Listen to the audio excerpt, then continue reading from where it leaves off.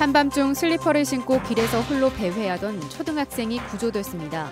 학대 정황이 발견돼 가족과 분리 조치됐습니다.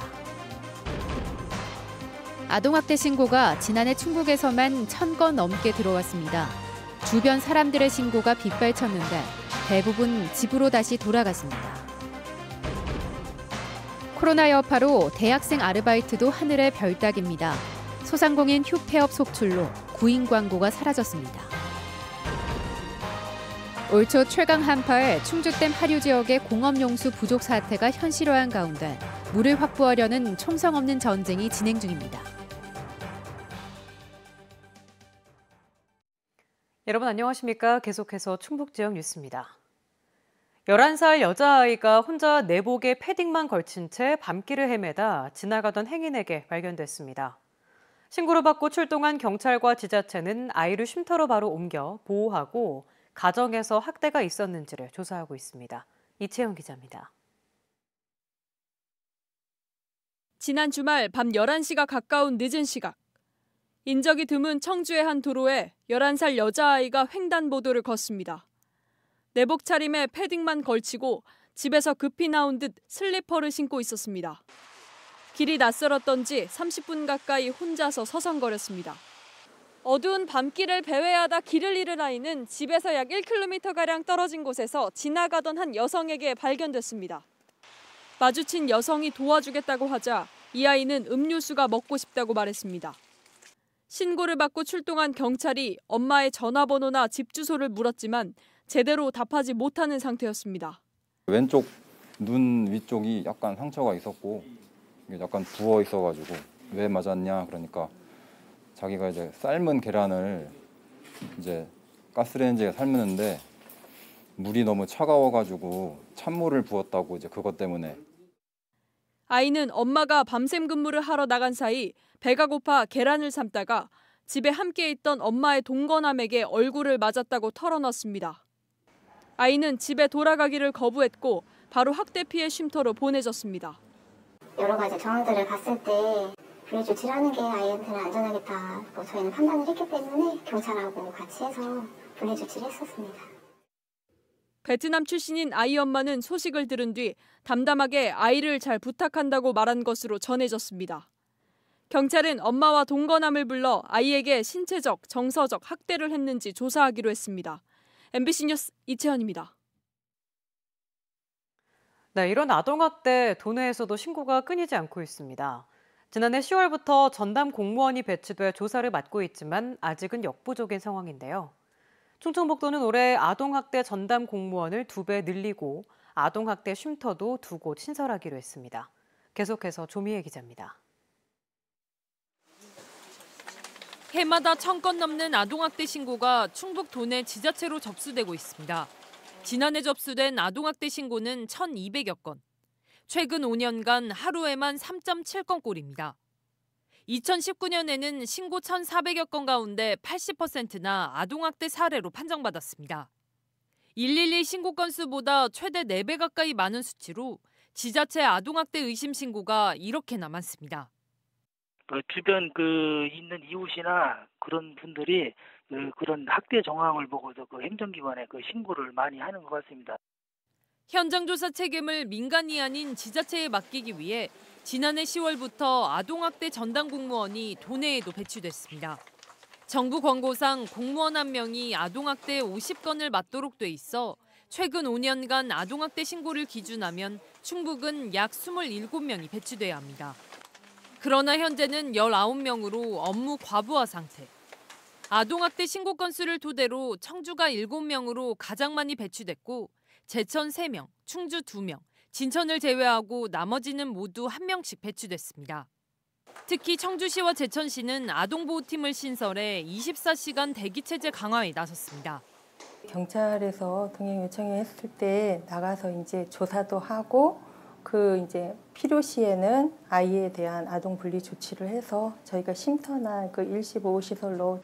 충청북도는 인력 부족을 해결하기 위해 올해 말까지 전담 공무원 15명을 채용해 당초 인원 15명의 2배 정원인 30명을 갖추기로 했습니다. 또 피해 아동이 생활하게 되는 쉼터도 올해 2곳을 더 마련하기로 했습니다. 현재 충북도 내 학대 피해 아동 쉼터는 청주와 제천 등 7곳, 한 곳당 7명이 최대 인원으로 올해 2곳이 신설되면 63명까지 수용할 수 있게 됩니다. MBC 뉴스 조미입니다. 이번 학기부터 모든 중고교 신입생 교복이 무상으로 지원됩니다. 충청북도 교육청은 교복비 전액 지원 예산 80억 원을 편성해 올해부터 모든 중고교 신입생 26,800여 명에게 1인당 30만 원까지 지원합니다.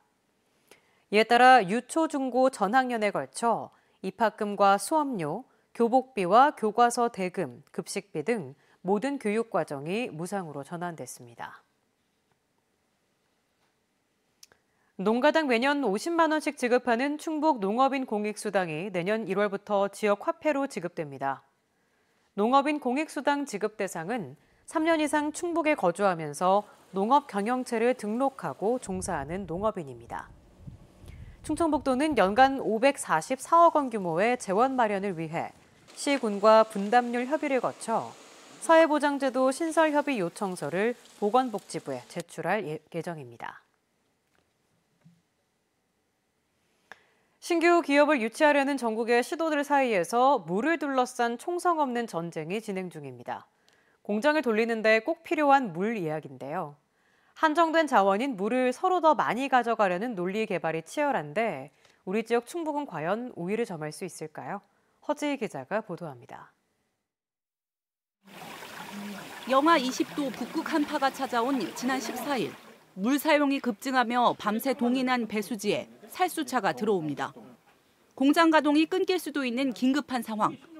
16톤 살수차가 사흘 동안 쉴 새 없이 오가며 5개 배수지에 9,000톤을 채웠습니다. 물이 없으면 중단되기 때문에 설비 문제도 있고 막대한 피해가 있기 때문에 거기는 원활하게 공고를 해드렸고요. 송도 산단에 CJ라는 그 업체가 입주했는데요. 거기는 제한급수를 한 상태였습니다. 충주댐 광역상수도를 공급받는 도내 5개 시군 가운데 가장 멀리 떨어진 진천. 하루 6만 톤, 평소엔 부족하지 않은 양이지만 한파에 일시 부족 사태가 빚어진 겁니다. 이처럼 산업도로 변신 중인 충북에 물은 매우 중요한 자원. 특히 2025 국가수도정비계획에서 하루 20만 톤 공업용수 배분량의 56%를 경기도 이천의 SK하이닉스가 가져가며 2025년이면 공업용수가 부족해지는 상황에 직면한 터라 충북은 2035 수도정비계획에 사활을 걸어왔습니다. 중앙부처에 계속 문을 두드린 지난 3년. 마침내 오는 상반기 고시를 앞두고 있는데 다행히 이번엔 긍정적인 신호가 나오고 있습니다.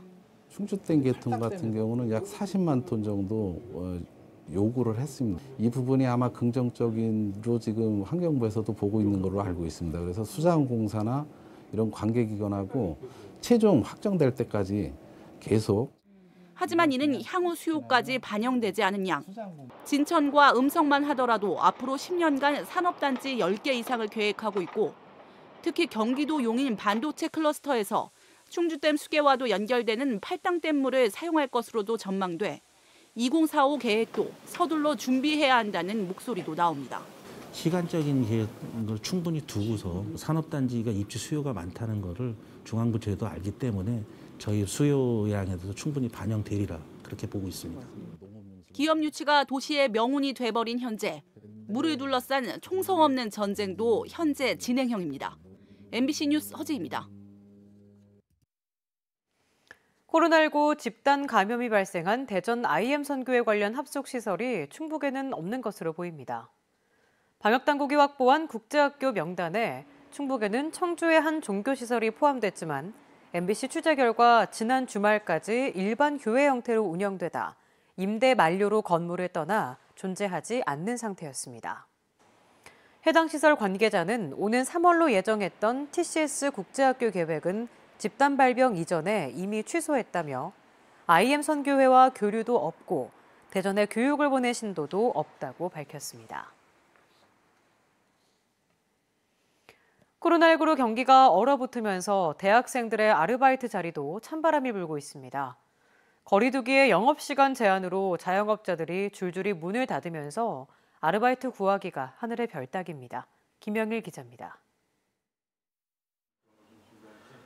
대학생 유한민 씨는 지난달 일하던 음식점에서 그만 나오라는 연락을 받았습니다.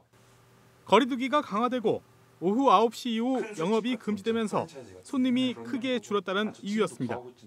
사장님께서 이제 영업 시간이 9시로 단축되고 그러니까 뭐 딱히 가게 운영하는 것도 의미도 없을 것 같고 그래서 이제 저희한테 되게 약간 죄송스럽다고 하시거든요, 사장님도. 겨울방학이면 한창 아르바이트를 하며 등록금과 용돈을 벌 시기지만 올해는 코로나19로 모두 얼어붙었습니다. 구인 광고가 많게는 60% 이상 줄었고 대학생들이 선호하는 음식점이나 카페 일자리는 아예 찾아보기 힘듭니다.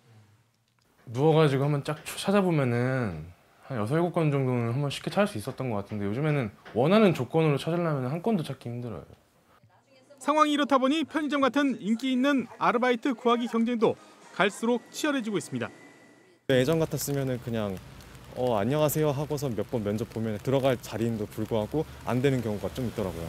연락 자체가 안 오거나 면접을 봐도 안 되는 경우가 많거나 그렇더라고요. 자영업자들도 힘들기는 마찬가지입니다. 문만 열어놨지 영업이 안 돼 사람 쓰는 건 엄두도 못 낸다고 말합니다. 웬만한 일은 직접 하거나 가족 손을 빌리고 있습니다. 저희는 이제 괴롭죠. 그래서 코로나 풀리면은 다시 한번 일하자 그렇게 하지만은 막상 저희들이 힘드니까요. 다른 것을 생각할 수가 없죠. 지난해 4분기를 기준으로 15살 이상 30살 미만의 청년 고용률은 전국적으로 42%, 1년 전보다 무려 2.1%포인트 하락했습니다. 코로나19로 인해 취업은 물론 단기 일자리도 얻기 힘든 청년들의 걱정이 깊어지고 있습니다. MBC 뉴스 김영일입니다. 132명의 확진 환자가 나온 진천 도운병원의 동일 집단 격리가 38일 만에 해제됐습니다. 진천구는 도운병원 일병동의 환자와 종사자 81명을 전수 검사한 결과 음성으로 확인돼 오늘 정오부터 동일 집단 격리를 풀었습니다. 170명이 확진된 음성 소망병원도 추가 환자가 나오지 않으면 오는 31일 격리 해제될 예정입니다. 현재 괴천시 의원이 방역수칙을 어기고 마을 주민들과 도박을 하다 입건됐습니다. 제천경찰서는 어제 저녁 송악면에서 주민 7명과 함께 도박을 한 혐의로 현직 시의원을 입건했습니다. 5인 이상 모임이 금지된 만큼 제천시도 방역수칙 위반 여부를 조사하고 있습니다. 해당 시의원은 민감한 시기에 무리를 일으킨 데 대해 죄송하다고 밝혔습니다. 오늘 오전 10시쯤 단양군 매포읍의 한 단독주택에서 불이 났습니다. 소방차가 출동해 1시간 반 만에 진화했지만 집 안에서 70대 노인이 숨진 채 발견됐습니다. 경찰은 현재까지 특이사항은 발견되지 않았고 정확한 사인을 가리기 위해 부검을 의뢰할 예정이라고 밝혔습니다. 승진시험에서 부정행위를 한 영동경찰서 소속 경사가 적발됐습니다. 해당 경사는 지난 16일 청주의 한 고등학교에서 치러진 경찰 승진시험에서 시험이 끝난 뒤에도 계속 답안지를 작성하고 감독관의 지시도 재차 어겨 퇴실 조치됐습니다. 영동경찰서는 충북경찰청으로부터 해당 사실을 통보받았다며 진상조사로 징계 여부를 결정하겠다고 밝혔습니다. 입학생의 감소와 학생들의 경제적 부담을 덜기 위해 세명대와 중원대가 등록금을 동결했습니다. 세명대와 중원대는 2021학년도 등록금을 동결하고 신입생 입학금도 50% 감면하기로 했습니다. 또 세명대는 최초 합격, 충원 합격한 입학생 전원에게 각각 100만 원에서 50만 원의 장학금을 지급하기로 했습니다. 음성 무국시장이 지역거주 외국인과 융합하는 특성화 시장으로 변신합니다.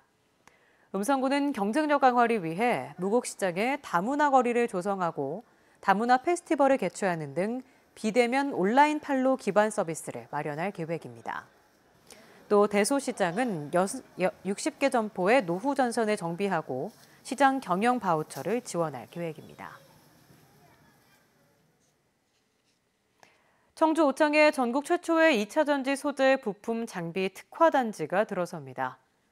산업통상자원부 소부장 경쟁력 강화위원회가 오늘 청주 오창과학산업단지 일원 2차 전지 특화단지 지정안을 심의 의결하면서 사실상 공모 절차가 마무리됐습니다. 정부 지원을 통해 1233만여 제곱미터에 조성될 특화단지는 2차 전지 분야 세계적 기업인 LG화학을 중심으로 수입에 의존해온 소재, 부품의 국산화를 추진합니다. 올해 충북도 내 사회적 농장이 4곳 추가돼 모두 7곳이 운영됩니다.